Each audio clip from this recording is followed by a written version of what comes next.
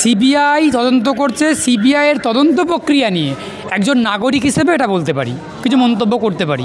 তার কারণ যেটা তদন্ত চলছে সেই তদন্তে কি উঠে আসলো, খামবন্দি রিপোর্টে তদন্তে সিবিআই কি জমা দিল, তার পরিপ্রেক্ষিতে কোর্ট কীরকম কি অবজারভেশন করছে, যতটুকু জানতে পারছি অতটুকুই বলতে পারি।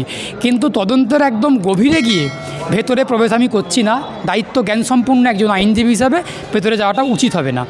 এখন সিবিআইয়ের তদন্ত প্রক্রিয়া নিয়ে, তদন্তের ধরন নিয়ে বরং প্রশ্ন আছে, নাগরিক হিসেবে প্রশ্ন রাখছি। সিবিআই কোথাও একটা বোঝাপড়া করে, সিবিআই তৃণমূলের সঙ্গে মমতা বন্দ্যোপাধ্যায়ের সঙ্গে শুভেন্দু অধিকারী, মমতা বন্দ্যোপাধ্যায়ের সঙ্গে নরেন্দ্র মোদীর একটা যে বোঝাপড়া, সেই বোঝাপড়ার ফল হিসেবে সিবিআইকে কাজে লাগানো হচ্ছে। মমতা বন্দ্যোপাধ্যায় ঘটনা ঘটার পরের দিনই বলে দিয়েছিলেন যে সিবিআই করলে আমাদের কোনো আপত্তি নেই। এর আগে সিবিআইয়ের নাম শুনলেই মমতা বন্দ্যোপাধ্যায় 110 জ্বর চলে আসতো। আর সেই মমতা বন্দ্যোপাধ্যায় আরজিকর ঘটনা নিয়ে ঘটার পরের দিনই বললেন যে সিবিআই হলে আমাদের কোনো আপত্তি থাকছে না, কোনো অবজেকশন থাকবে না, আমরা এনওসি দিয়ে দেবো। কেন বললেন? তাহলে মমতা বন্দ্যোপাধ্যায় জানতেন, তার আগেই নরেন্দ্র মোদীর সঙ্গে আলোচনা, ফোন আলাপ হয়ে গেছে, কথাবার্তা হয়ে গেছে যে সিবিআইকে দিয়ে দিলে আমি বরং ধোয়া তুলসী পাতা হয়ে যাব। আমার পুলিশ যা করেছে একটা সন্দেহ রায়কে ধরে দিয়েছে, সিবিআইকে দিলে বরং আমি সুরক্ষিত হয়ে যাব। কারণ সিবিআই নরেন্দ্র মোদীর দ্বারা পরিচালিত হয়, সিবিআই পিএমও দ্বারা পরিচালিত হয়।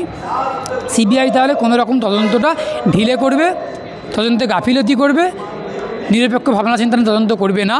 তাহলে তৃণমূল কংগ্রেস, মমতা বন্দ্যোপাধ্যায় পুলিশ মন্ত্রী হিসেবে সুরক্ষিত থেকে যাবেন। ওই সঞ্জয় রায়কেই একমাত্র বলির পাঠা করা হবে, আর কেউ সামনে আসবে না। আমরা বলতে পারি সিবিআই সম্পূর্ণভাবে পুরোপুরি বায়াসড।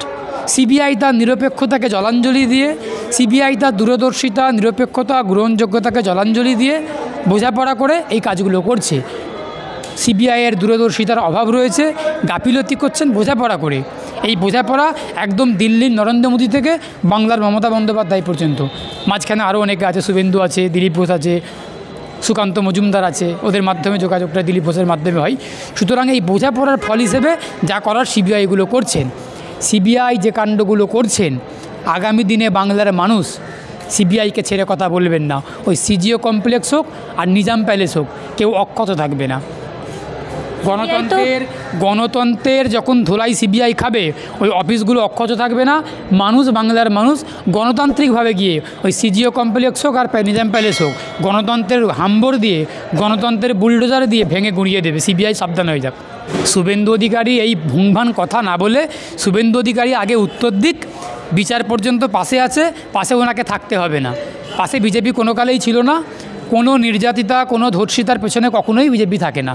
আমরা এর আগেও দেখেছি অন্য রাজ্যে, মধ্যপ্রদেশে, রাজস্থানে, গুজরাটে, মহারাষ্ট্রে, হরিয়ানাতে যারা ধর্ষক তাদেরকে ফুলের মালা পরিয়ে বিজেপির লোকেরা মিষ্টি খাইয়ে জেল থেকে বের করেন।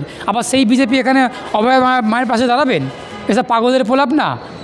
সুতরাং যেই বিজেপি ধর্ষকদের পক্ষে থাকে, যেই বিজেপি ধর্ষকদেরকে মালা পরিয়ে বরণ করে নেয়, আবার সেই বিজেপি এখানে অভয়ের পাশে থাকবে, বিচারের জন্য অভয়ের পাশে দাঁড়াবে, এটা ঠিক মেনে নেওয়া যায় না। এটা একদম পাগলের মতো কথাবার্তা।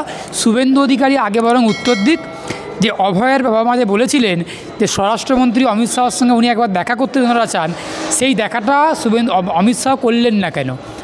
অমিত শাহ বাংলার মাটিতে আসলেন, মাছ মাংস করে খেলেন, কিছু কাটমানির টাকা নিয়ে গেলেন, তোলা আদায় করে নিয়ে গেলেন। বিএসএফ তোলা আদায় করে দেয়, বিএসএফ গরু পাচার করে কিছু টাকা ঘুষ তোলা আদায় করে দেয় অমিত শাহকে। সেই টাকাগুলোকে, তোলাগুলোকে নিয়ে, কালো টাকা বোঝাই করে নিয়ে অমিত শাহ দিল্লি চলে গেলেন।